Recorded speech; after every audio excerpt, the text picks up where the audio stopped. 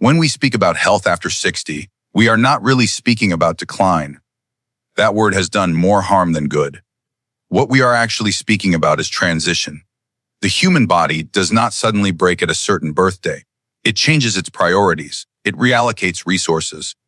It becomes quieter in some systems and more sensitive in others. And many of the health mistakes seniors make are not acts of carelessness, but misunderstandings, misread signals from a body that now speaks in a softer, slower, but very honest language. One of the most common mistakes is assuming that pain is simply a normal price of aging, something to tolerate in silence. From a biological perspective, pain is never meaningless. It is communication. After 60, joints may ache not because life is over, but because cartilage is thinner, muscles are less hydrated, and circulation is slightly slower.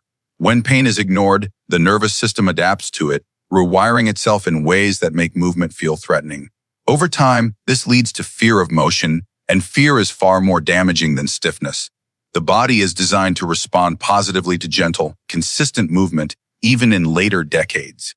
When seniors stop listening to pain and instead start conversing with it, asking what kind of movement soothes rather than irritates, the body often responds with gratitude. Avoiding this mistake does not mean chasing pain away aggressively. It means respecting it as guidance rather than a verdict. Another quiet but powerful mistake is the belief that rest is always better than activity. Rest is essential, yes, but biology teaches us that prolonged rest is interpreted by the body as disuse. Muscles that are not asked to contract slowly lose their ability to do so. Bones that are not gently loaded lose mineral density because the cells responsible for rebuilding bone respond to pressure, not comfort. The heart, too, is a muscle that thrives on mild challenge. After 60, the margin between rest and inactivity becomes thinner, and many people unknowingly cross it. Avoiding this mistake means redefining movement. It is not exercise in the heroic sense. It is walking with intention, standing up and sitting down with awareness, stretching in ways that feel like conversation rather than command. The body does not require intensity, it requires consistency. There is also the mistake of eating less not because the body needs less, but because appetite changes. Appetite is regulated by hormones that shift with age. Taste buds dull slightly. The stomach empties more slowly. As a result, many seniors eat smaller portions and unknowingly reduce protein, fiber, and micronutrients. From a scientific standpoint, this is paradoxical because aging muscles actually need more protein stimulation to maintain their structure. Cells become less efficient at using amino acids, not more. Avoiding this mistake involves eating with strategy rather than appetite alone. It means prioritizing nutrient density over volume, understanding that food is information, not just fuel. When the body receives the right signals, adequate protein, healthy fats, colorful plant compounds, it continues to repair itself with surprising competence. Hydration is another area where biology and perception drift apart. Thirst becomes less reliable with age. The brain's thirst center becomes less sensitive, even as cells become more vulnerable to dehydration. Mild dehydration can masquerade as fatigue, confusion, or dizziness, symptoms often misattributed to aging itself. From a physiological view, water is not optional. It is the medium through which every metabolic reaction occurs. Blood volume, joint lubrication, kidney function, and even mood depend on adequate hydration. Avoiding this mistake does not require forcing large amounts of water, but developing a rhythm, small, regular intake, soups, fruits, herbal teas, that keeps the internal environment stable. A deeply ingrained mistake is withdrawing socially under the assumption that solitude is safer or simpler. Humans are social organisms at a cellular level.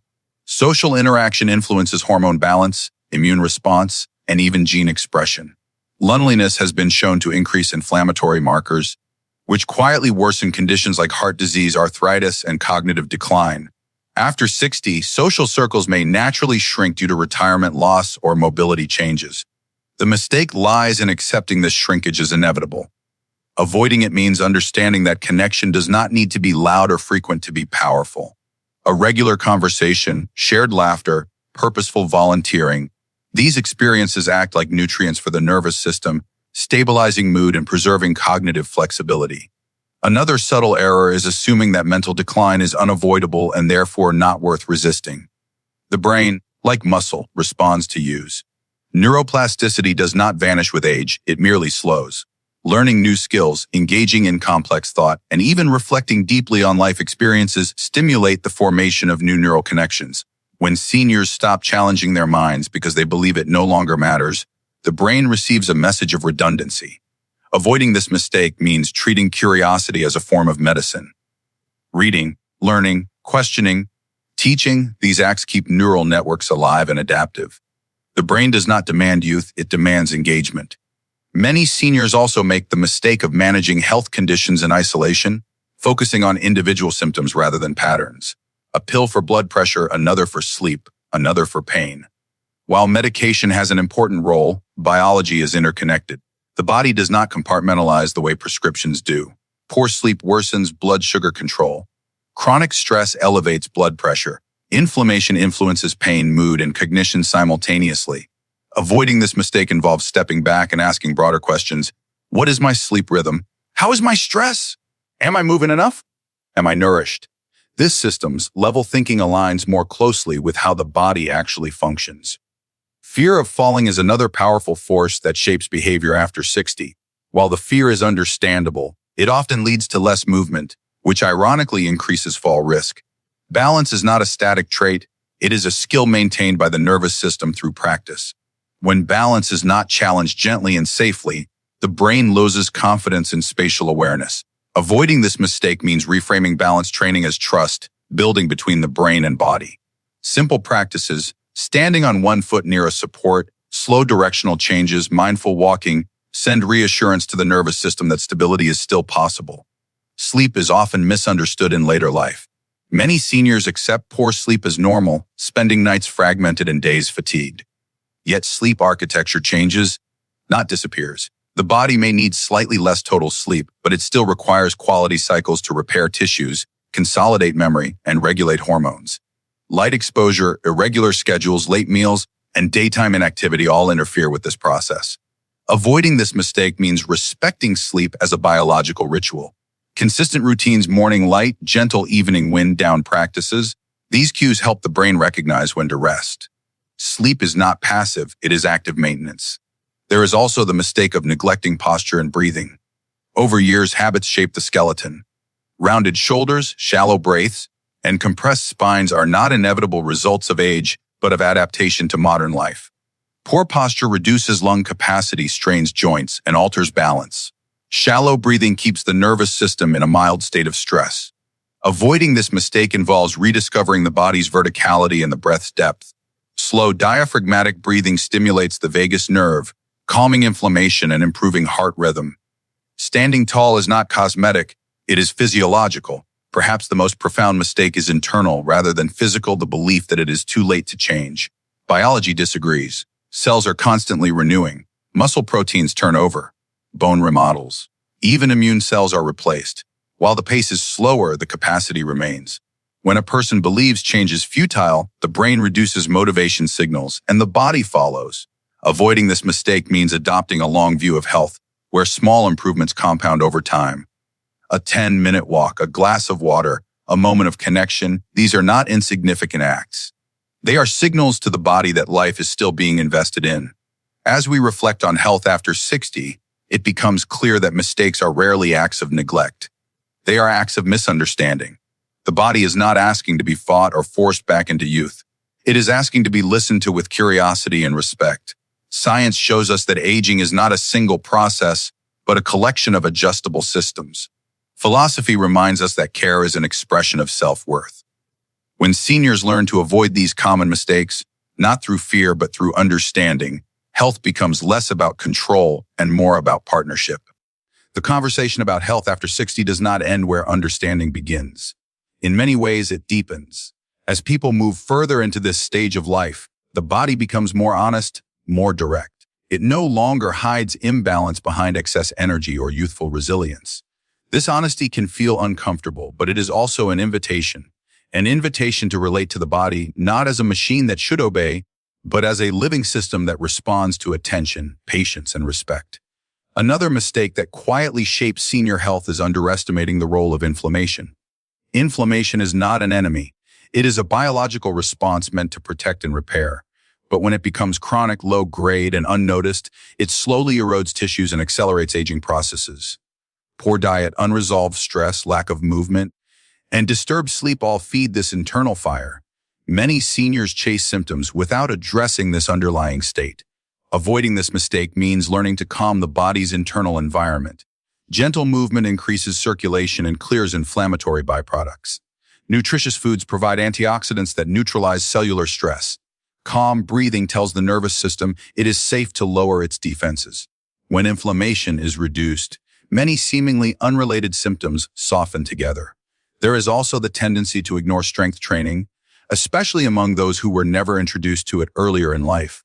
Strength is often misunderstood as something aggressive or youthful, but from a scientific perspective, strength is simply the ability of muscles to communicate effectively with the nervous system. This communication protects joints, stabilizes posture, and supports metabolic health. Without it, daily tasks gradually become more demanding, not because the tasks changed, but because the body lost its internal support. Avoiding this mistake does not require heavy weights or gym culture. It requires resistance in some form: body weight, bands, water, even slow, controlled movements. These small challenges remind muscles and bones that they are still needed. Another overlooked mistake is neglecting vision and hearing changes until they significantly interfere with daily life. Sensory input shapes how the brain navigates the world. When vision or hearing declines, the brain works harder to interpret information, increasing fatigue and cognitive strain. Poor hearing can lead to social withdrawal, which then affects mood and memory. From a biological viewpoint, sensory health is brain health. Avoiding this mistake means treating vision and hearing care as proactive maintenance rather than emergency repair. Clear sensory input keeps neural pathways active and efficient. Many seniors also underestimate the impact of chronic stress, believing that stress is a concern only for working years. Yet stress does not retire when careers end. It simply changes shape. Worries about health, finances, family, or loss can quietly activate stress hormones day after day. Cortisol, when elevated for long periods, weakens immune function, disrupts sleep, and increases abdominal fat storage. Avoiding this mistake begins with recognizing stress as a physical state, not just an emotional one. Slow breathing, time in nature, creative expression, and meaningful routines all signal the body to shift from survival to repair. A particularly subtle mistake is the loss of purpose. Purpose is not a philosophical luxury, it is a biological stabilizer. Studies have shown that having a sense of meaning is associated with lower inflammation, better immune response, and even longer lifespan. When seniors feel unnecessary or disconnected from contribution, the body mirrors this disengagement. Avoiding this mistake does not require grand missions. Purpose can be found in mentoring, caregiving, learning, creating, or simply showing up consistently for something that matters. The nervous system responds to purpose with vitality. Dental health is another area often separated from overall wellness. Yet the mouth is a gateway to the body. Poor oral health increases systemic inflammation and has been linked to cardiovascular disease and cognitive decline. Chewing itself stimulates brain activity and supports digestion. Avoiding this mistake means seeing dental care as part of whole body health, not a cosmetic concern. Maintaining the ability to chew comfortably supports nutrition and neurological health simultaneously. As the years progress, many people become overly cautious, confusing safety with stillness. While caution is wise, excessive avoidance teaches the brain that the world is dangerous. This mindset increases anxiety and reduces confidence in movement. From a neurological perspective, confidence is learned through exposure, not avoidance. Avoiding this mistake involves calculated engagement, safe challenges that expand comfort rather than shrink it. Each successful movement reinforces trust between mind and body. Another mistake lies in comparing oneself constantly to others, especially younger individuals or even peers who appear more energetic. Comparison distorts self-perception and often leads to discouragement. Biology is deeply individual. Genetics, history, lifestyle, and environment all influence aging. Avoiding this mistake means measuring progress internally. How do you feel compared to last month? Is movement easier? Is recovery faster? These are the metrics that matter. As we move toward the close of this reflection, it becomes clear that health after 60 is not about avoiding age, but about avoiding disconnection from the body, from others, from purpose, and from curiosity. The most damaging mistakes are rarely dramatic. They are small misunderstandings repeated daily. And the most powerful corrections are often equally small, practiced with patience. The human body remains a responsive, adaptive system throughout life. It listens carefully to what we do consistently. When we offer it movement, it maintains strength. When we offer it nourishment, it repairs. When we offer it calm, it stabilizes. And when we offer it meaning, it flourishes in ways that science is still learning to fully explain.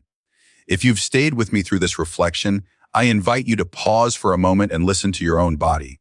Not with judgment, not with urgency, but with curiosity. Aging is not a failure of biology, it is a continuation of it. And understanding how to avoid these common health mistakes is not about adding years to life, but about adding life to the years you already have. If this talk resonated with you, share it with someone who might need this perspective. Subscribe for more conversations that blend science, wisdom, and compassionate health guidance. And remember, your body is not finished telling its story. Thank you for being here, and I'll see you in the next one.